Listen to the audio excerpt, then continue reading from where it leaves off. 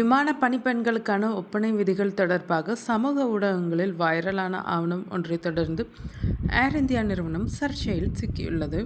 விமான பணிக்குழு கொள்கை என கூறப்பட்ட அந்த ஆவணத்தில் பெண் பணியாளர்கள் பொட்டு, சிந்தூரம், திலகம் போன்ற மத சின்னங்களை வெளிப்படையாக அணியக்கூடாது என தெரிவிக்கப்பட்டது. இந்த விவகாரம் சமூக வலைதளங்களில் பெரும் எதிர்வினையை ஏற்படுத்தியுள்ளது. பலர் இது பணியிடத்தில் தனிநபர் சுதந்திரத்தையும் கலாச்சார அடையாளத்தையும் கட்டுப்படுத்தும் முயற்சி என குற்றம் சாட்டினர். மற்றொரு தரப்பு சர்வதேச தரத்திற்கேற்ப ஒரே மாதிரியான தொழில்முறை தோற்றத்தை உருவாக்குவதற்காக விமான நிறுவனங்கள் இப்படியான விதிகளை கடைபிடிப்பது இயல்பு என ஆதரவு தெரிவித்தனர்.